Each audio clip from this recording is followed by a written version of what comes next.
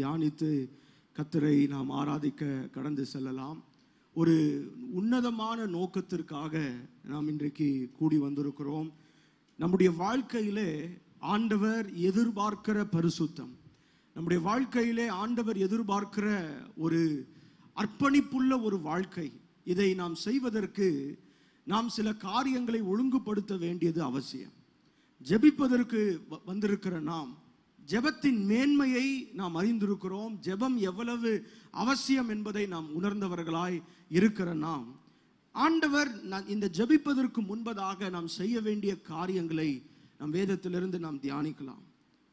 66வது சங்கீதம் 18வது வசனத்திலே வேதாகமம் அழகாக இந்த வார்த்தையை சொல்லுகிறதை பார்க்கலாம். என் இருதயத்திலே பொல்லாத சிந்தை கொண்டிருந்தேன் ஆனால், என் இருதயத்தில் அக்கிரம சிந்தை கொண்டிருந்தேன் ஆனால் ஆண்டவர் எனக்கு செவிகொடார். பல குறிப்புகளை வைத்து நாம் ஜெபிக்க போகிறோம். பல குறிப்புகள், ஜெப குறிப்புகள் நமக்கு உண்டு.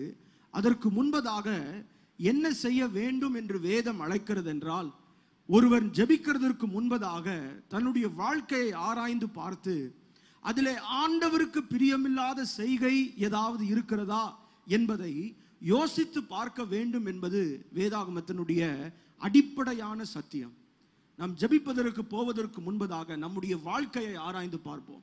தனிப்பட்ட விதத்திலே ஆராய்ந்து பார்த்து ஆண்டவருடைய கரத்திலே நம்மை ஒப்பு கொடுக்கும் போது நம்முடைய ஜெபத்தை கேட்கிறவர் மாத்திரமல்ல, ஏற்ற நேரத்திலே பதில் தருகிற மெய்யான தேவனை நாம் ஆராதிக்கிறோம்.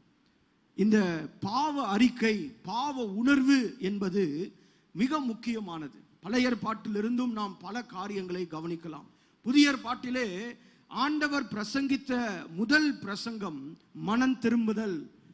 யோவான் ஸ்நானகன் மனம் திரும்புதலுக்கு ஏற்ற வாழ்க்கை, இதை குறித்து அவர் அதிகமாய் பிரசங்கித்ததை நாம் பார்க்கலாம். மனம் திரும்புதல், தேவனுடைய ராஜ்யம் சமீபமாய் இருக்கிறது. அப்போஸ்தலர் புத்தகத்திற்கு வரும்பொழுது பேதுரு எழுந்து சொன்ன பிரசங்கத்திலே முதல் வார்த்தை மனம் திரும்புங்கள். ஆண்டவர் நம்முடைய வாழ்க்கையில எதிர்பார்ப்பது பூரணமான நம்முடைய இருதயத்தை ஆண்டவருடைய சமூகத்திலே திருப்புகிற ஒரு காரியம். நாம் ஜெபிக்க போகிறதற்கு முன்பதாக நம்முடைய இருதயத்தை ஆராய்ந்து பார்த்து, ஆண்டவரே, உமக்கு கேடான, உமக்கு விருப்பம் இல்லாத என்னுடைய வாழ்க்கை இருக்குமானால் அதை மன்னியும் என்று நாம் கேட்க போகிறோம். அதைத்தான் ஆண்டவர் உங்களிடத்திலும் என்னிடத்திலும் எதிர்பார்க்கிற ஒரு காரியமாக இருக்கிறது. பழைய ஏற்பாட்டிலே அநேகர் இந்த பாவ உணர்வு அடைந்தார்கள். ஆனால் எல்லாம் பூரணமாய் இருந்ததா என்று கேட்டால் இல்லை. ஒரு சில உதாரணங்கள் நான் உங்களுக்கு சொல்லுகிறேன். இது ஒரு நீண்ட பிரசங்கமாக அல்ல, குறிப்பை மாத்திரம் நான் சொல்லுகிறேன். யாத்ராகம புத்தகத்திற்கு வரும்பொழுது எப்பொழுதெல்லாம் மோசே பார்வோன் இடத்துல போய் என்னுடைய ஜனங்களை அனுப்பிவிடு என்று ஆண்டவர் சொல்லுகிறார், நாங்கள் சேர்ந்து போய் கர்த்தரை ஆராதிக்க வேண்டும், நீ அதை விட வேண்டும் என்று கேட்கும்போது பார்வோன் ஒவ்வொரு முறை வாதை வந்த போதும் இந்த வார்த்தையை சொல்லுகிறார், நான் பாவம் செய்தேன், நான் பாவம் செய்தேன். ஆனால் அந்த சொன்ன வார்த்தை முழு இருதயத்தோடு வந்ததா என்று கேட்டால் இல்லை. பாவம் செய்தேன் என்ற உணர்வு வந்தாலும் வேதம் சொல்லுகிறது, ஆண்டவர் அவருடைய இருதயத்தை கடினப்படுத்தினார் என்று பார்க்கிறோம். இன்றைக்கு நம்முடைய வாழ்க்கையில ஒருவேளை அவ்வப்போது கர்த்தருடைய வசனம் நம்முடைய வாழ்க்கையில வரும்போது அந்த பாவ உணர்வு தருவது இன்றைக்கு பலமாய் ஆண்டவர் பரிசுத்த ஆவியானவர் அதை செய்கிறார். அவர் செய்கிற மிக முக்கியமான ஊழியங்களிலே ஒன்று பாவத்தை குறித்தும் நீதியை குறித்தும் கண்டித்து உணர்த்தும் பரிசுத்த ஆவியானவர். வசனங்கள் வரும்போது நம்முடைய உள்ளம் உணர்வடைகிறது. ஆனால் அந்த சத்தத்திற்கு நாம் செவி கொடுக்கிறோமா என்பதை யோசித்து பார்க்கலாம். அப்படியே நம்ம பழைய ஏற்பாட்டிலிருந்து தொடர்ந்து வருவோம் என்று சொன்னால், பாலாம் என்ற மனுஷனை என்னாகமம் 22வது அதிகாரத்திலே வாசிக்கிறோம். அவரும் இந்த வார்த்தையை சொல்லுகிறார், நான் பாவம் செய்தேன். ஆனால் அந்த பாவம், அந்த அறிக்கையானது உண்மையா இருந்ததா என்று கேட்டால் இல்லை. அந்த சம்பவத்தை வாசித்து பார்த்தால் முதல் முறை அந்த தீர்க்கதரிசி சொன்ன பொழுதே அவன் வேண்டாம், ஆண்டவர் தெளிவான வார்த்தை வந்தது, நீ அந்த இடத்திற்கு போக வேண்டாம் என்று சொன்னதை பார்க்கிறோம். ஆனால் தொடர்ந்து பார்க்கும்போது அவர் மறுபடியும் கேட்டு அந்த காரியத்தை செய்கிறதை பார்க்கிறோம். அந்த காரியத்தை அவர் அதை திரும்ப கேட்டு, அப்படி என்றால் என்ன அர்த்தம்? அவர் மனிதரையும் தேவனையும் பிரியப்படுத்த பார்க்கிறதான ஒரு இருதயம். அந்த இருதயம் முழுமையான இருதயம் அல்ல. அந்த இருதயம் கர்த்தரை சார்ந்திருக்கிற இருதயம் அல்ல. தொடர்ந்து நாம் பார்த்தால் சவுல் என்கிற முதல் ராஜாவாய் ஆண்டவர் தெரிந்து கொள்ளப்பட்ட ஒரு மனிதன், அங்கே அவருடைய வாழ்க்கையின் துவக்கத்திலேயே ராஜாவாய் ஆண்டவர் ஏற்படுத்தினார், ஜனங்களை விசாரிக்கிறவராக ஏற்படுத்தினார். ஆனால் கொஞ்ச நாட்களிலேயே அவருடைய மனது மாறி போனது. அங்கேயும் சொல்லுகிறார், சாமுவேல் தீர்க்கதரிசியின் மூலமாய் சொல்லப்பட்ட போது சவுல் சொல்லுகிறார், நான் பாவம் செய்தேன், நான் பாவம் செய்தேன். ஆனால் அந்த பாவம் என்பது, அந்த உணர்வு என்பது தொடர்ந்து வந்ததான்னு கேட்டா, மனுஷரை பிரியப்படுத்துவதற்காக அந்த வார்த்தையை சொல்லுகிறதை பார்க்கிறோம். முழுமையான மனம் திரும்புதல் இல்லை. இப்படி பல காரியங்கள் ராஜாக்களின் புத்தகத்தில் பார்க்கும்போது பல ராஜாக்கள் இந்த வார்த்தையை சொன்னாலும் வேதாகமத்தில் எழுதப்பட்டிருக்கிறது, அவர்கள் என்னை தேடினார்கள், ஆனால் முழு இருதயத்தோடு அல்ல, ஆனால் முழு இருதயத்தோடு அல்ல. இன்றைக்கு ஆண்டவர் எதிர்பார்க்கிற ஒரு பரிசுத்தம், ஒரு பாவ உணர்வு எது என்றால், 2 பேரை நான் உங்களுக்கு உதாரணத்தை காண்பிக்கிறேன். யோசுவா 7வது அதிகாரம் 20வது வசனத்தை பார்ப்போம். யோசுவா 7வது அதிகாரம் 20வது வசனம். யோசுவா 7வது அதிகாரம் 20வது வசனம்.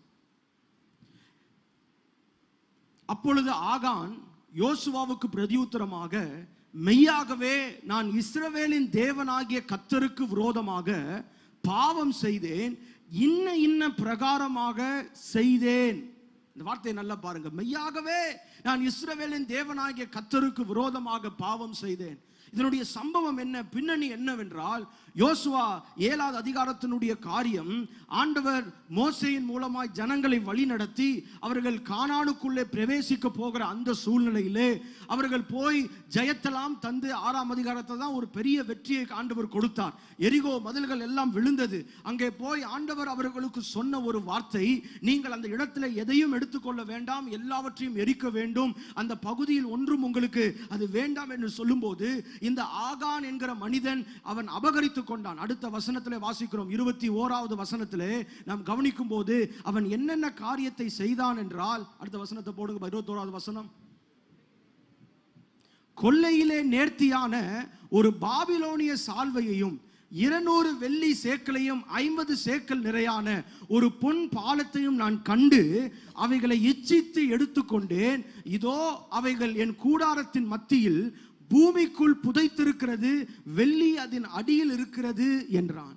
என்ன எடுத்தேன்னு சொல்லிட்டான். ஆனா உண்மையான ஒரு மனம் திரும்புதலான்னு கேட்டா அது ஆண்டவருக்கு தான் தெரியும். ஏன் அப்படி சொல்றேன்னா, இந்த அதிகாரத்தினுடைய முடிவிலே பார்க்கும்போது அவன் கல்லறிந்து கொல்லப்பட்டவனாய் பார்க்கிறோம்.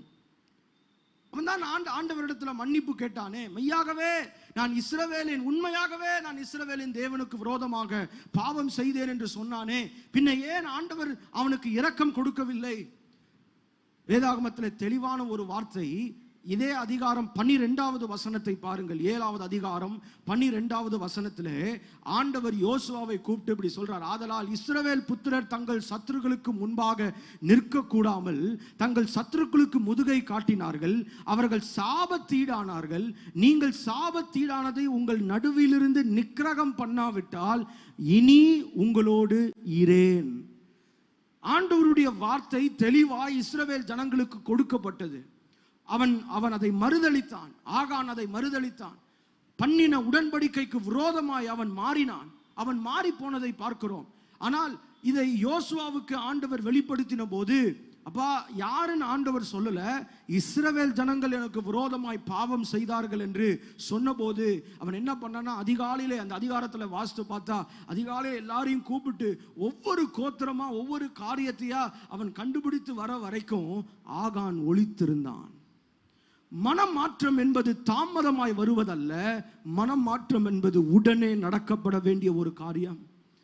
அதை தள்ளி போடக்கூடாது.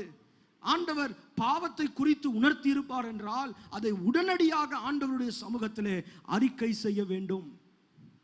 இங்கே ஆகானை குறித்து பார்க்கிறோம். ஏன் அவன் முடிவு பரிதாபமாய் முடிந்ததென்றால், அவன் ஆண்டவர் சொன்ன தெரியுது, ஆண்டவர் அந்த வார்த்தையை சொன்ன போதே அவன் என்ன சொல்லியிருக்கணும், நான் தான் தப்பு செஞ்சேன், என்ன மன்னிச்சிருன்னு கேட்க வந்திருந்தார்னா ஆண்டவர் ஒருவேளை மன்னித்து இருப்பாரோ என்னமோ. ஆனால் கண்டுபிடித்து கடைசியாய் ஆகானிடத்தில் வருகிற வரைக்கும் அவன் அமைதலாய் இருந்தான். அவன் மறைந்திருந்தான். ஆண்டவருக்கு தெரியாது என்று நினைத்தான். ஆனால் கர்த்தர் வெளிப்படுத்தினார். அவன் மூலமாய் அந்த அதிகாரத்திலே 36 மனிதர்கள் செத்து போனார்கள். 36 மனிதர்கள் செத்து போனார்கள். இப்படிப்பட்ட மனம் திரும்புதல் அல்ல. எப்படிப்பட்ட மனம் திரும்புதல் வேண்டும் என்றால், யோபு 7வது அதிகாரம் 20வது வசனம். யோசுவா 7வது அதிகாரம் 20வது வசனத்திலே ஆகான் என்ற நபரை பார்க்கிறோம். ஆனால் யோபு 7வது அதிகாரம் 20வது வசனத்திலே யோபு இப்படியாக ஜெபிக்கிறதை பார்க்கலாம். யோபு 7வது அதிகாரம் 20வது வசனத்தை பார்த்தால், மண்ணுயிரை காப்பவரே, பாவம் செய்தேன், ஆனால் உமக்கு நான் செய்ய வேண்டியது என்ன? நான் எனக்குத்தானே பாரமா இருக்கும்படிக்கு நீர் என்னை உமக்கு லக்காக வைத்ததியே. யோபை குறித்து ஆண்டவர் ஒரு சாட்சி பகருகிறார். முதல் வசனத்திலே, முதல் அதிகாரத்திலே பார்க்கும்போது, உத்தமனும் சன்மார்க்கனும் தேவனுக்கு பயந்தவனும் பொல்லாப்புக்கு விலகவனுமா இருந்த ஒரு மனுஷன் அவன் ஆண்டவரிடத்திலே ஜெபிக்கும் போது கேட்கிறார், ஆண்டவரே, ஒருவேளை நான் உமக்கு விரோதமாய் பாவம் செய்தேனானால் நான் என்னப்பா செய்யணும்? நான் செய்ய வேண்டியது என்ன? நான் செய்ய வேண்டியது என்ன? இப்படிப்பட்ட ஒரு மனம் திரும்புதலுக்கான காரியம்தான் நமக்கு இன்றைக்கு தேவை. ஆண்டவருடைய சமூகத்திலே நாம் யோசித்து பார்க்கும்போது, நம்முடைய வாழ்க்கையில் நடக்கிற போராட்டங்களாக இருக்கலாம், வியாதிகளாக இருக்கலாம், பற்றாக்குறைகளாக இருக்கலாம், இயலாமைகளாக இருக்கலாம். ஆண்டவர்கிட்ட கேட்கணும், ஆண்டவரே, ஒருவேளை நான் உமக்கு விரோதமாய் பாவம் செய்திருக்கிறேனோ, உம்மை நான் வருத்தப்படுத்தி இருக்கிறேனா, உம்முடைய இருதயத்தை நான் காயப்படுத்தி இருக்கிறேனா, நான் என்ன செய்யணும் ஆண்டவரே? தாவீது ஏன் ஆண்டவருக்கு இருதயத்திற்கு ஏற்ற தாசன் என்று அழைக்கப்பட்டார் என்றால், சொன்ன உடனே அவன் ஆண்டவரிடத்தில் மனம் திரும்பினான். 51வது சங்கீதத்தில் பார்க்கும்போது அங்கே கேட்கிற, ஆண்டவரே, உம்முடைய பரிசுத்த ஆவியை என்னிடத்திலிருந்து எடுக்காமல் இரும், சுத்த இருதயத்தை என்னிலே சிருஷ்டியும், நிலைவரமான ஆவியை எனக்கு தாரும், துணிகரமான பாவத்திலிருந்து என்னை விலக்கி காரும். இன்றைக்கு அப்படிப்பட்ட இருதயம் நமக்கு வேண்டும் பிரியமானவர்களே. நாம் ஜெபிக்க போவதற்கு முன்பதாக நம்முடைய இருதயத்தை யோசித்து பார்ப்போம், நம்முடைய உள்ளத்தை ஆராய்ந்து பார்ப்போம். அதே தாவீது சொல்கிறார், வேதனை உண்டாக்கும் வழி என்னிடத்தில் உண்டோ என்று ஆராய்ந்து பார்த்து என்னை நித்திய வழியிலே நடத்தும், நித்திய வழியிலே நடத்தும். அந்த பாவ உணர்வு எங்களுக்கு வேண்டும். ஒருவேளை நீங்க சொல்லலாம், எனக்கு அப்படி ஒன்றும் நான் தெரிஞ்சு எந்த பாவமும் செய்யலை, அப்படி ஏதாவது இருந்திருந்தா ஆண்டவர் எனக்கு சுட்டி காண்பிக்கிட்டோம். ஆனால் வேதம் தெளிவாக சொல்கிறது, நம்மிலே பாவம் இல்லை என்று சொல்வோமானால் நம்மை நாமே வஞ்சிக்கிறவர்களாக இருக்கிறோம். சத்தியம் நமக்குள் இல்லை என்றுதான் அர்த்தம். அடிக்கடி நாம் சோதித்து பார்க்க வேண்டியது அவசியம். எந்த விதமான கசப்பும், எந்த விதமான ஒருவர் மேல உள்ள வெறுப்பு, வருத்தங்கள் எதுவும் இருக்கக்கூடாது. அதுதான் ஆண்டவர் நமக்கு கற்றுக் கொடுக்கிற ஒரு பாடம். எதுவும் இருக்கக்கூடாது, யார் மேலையும் வருத்தம் இருக்கக்கூடாது. அப்படிப்பட்ட இருதயத்தை தான் ஆண்டவர் சொல்லுகிறார், நொறுங்குண்ட இருதயத்தை நான் புறக்கணிக்க மாட்டேன், நறுங்குண்ட ஆவியை எனக்கு தாரும் என்று தாவீது கேட்டதை நாம் பார்க்கிறோம். இன்றைக்கு அப்படிப்பட்ட இருதயம் வேண்டும். Lord, let my heart be a broken spirit. என்னுடைய இருதயமானது உடைந்த நொறுக்கப்பட்ட இருதயமாக மாறட்டும், கர்த்தருடைய வசனத்திற்கு செவி சாய்க்கிற இருதயமாக மாறட்டும். அநேக உதாரணங்களை சொல்ல முடியும். ஆனால் ஆண்டவர் தெளிவாக இந்த வார்த்தையை யோபு அவர் கேட்கிறார், ஆண்டவரே, பாவம் உமக்கு விரோதமாய் நான் பாவம் செய்தேனோ, உமக்கு விரோதமாய் பாவம் செய்தேனோ. லூக்கா 15ஆம் அதிகாரத்தில் வரும்போது நமக்கு பரிச்சயமான ஒரு பகுதி தான். அதுல இளையகுமாரன் சொல்லுகிறார், என் தகப்பனுக்கு விரோதமாய் பாவம் செய்தேன். அவன் தகப்பனிடத்துல தீவிரமாய் ஓடி வந்தான். அவன் ஓடி வந்த போது தகப்பன் அவரை சேர்த்து கொண்டார். அது வரைக்கும் தகப்பன் வரல. அவன் எப்போது புத்தி தெளிந்து மனம் மாறி இந்த வார்த்தையை முழு இருதயத்தோடு ஆண்டவரை பார்த்து சொன்னானோ, அவன் இருந்த நிலைமையிலிருந்து கர்த்தர் தூக்கி உயர்த்தி ஒரு பெரிய ஆர்ப்பாட்டம், கொண்டாட்டத்தை ஆண்டவர் ஏற்படுத்துகிறார். அப்படிப்பட்ட இருதயம் நமக்கு இன்றைக்கு அவசியம். நான் சொன்னேன், ஒருவேளை தனிப்பட்ட நபரா நம்ம ஒருவேளை செய்யலைன்னா இன்றைக்கு எப்படிப்பட்ட இருதயம் நமக்கு வேணும் தெரியுமா? ஒரே ஒரு வசனத்தை சொல்லி முடிக்கிறேன். நெகேமியா 1வது அதிகாரம் 6வது வசனத்திலே, நெகேமியா தவறு செய்யல, அந்த ஜனங்கள் பாவம் செய்தார்கள். அந்த வார்த்தையை பார்க்கும்போது அவர் சொல்லுகிறார், பரலோகத்தின் தேவனே, நாங்கள் உமக்கு விரோதமாய் பாவம் செய்தோம், நாங்கள் உமக்கு விரோதமாய் பாவம் செய்தோம். அந்த பாவத்தை அறிக்கை செய்கிறதை பார்க்கிறோம். அவர் தவறு செய்யவில்லை. இன்றைக்கு அப்படிப்பட்ட மன்றாடுகிற இருதயத்தை கர்த்தர் தேடிக்கொண்டிருக்கிறார். மன்றாடுகிற இருதயத்தை ஆண்டவர் நோக்கி பார்க்கிறார். என் நாமம் தரிக்கப்பட்ட என் ஜனங்கள் தங்களை தாழ்த்தி என் முகத்தை தேடி ஜெபம் பண்ணி அவர்கள் தன்னுடைய வாழ்க்கையை திருப்பும் போது நான் தேசத்திற்கு சேமத்தை கொடுப்பேன் என்பது ஆண்டவருடைய வார்த்தை. எழும்பி நிற்கலாம்.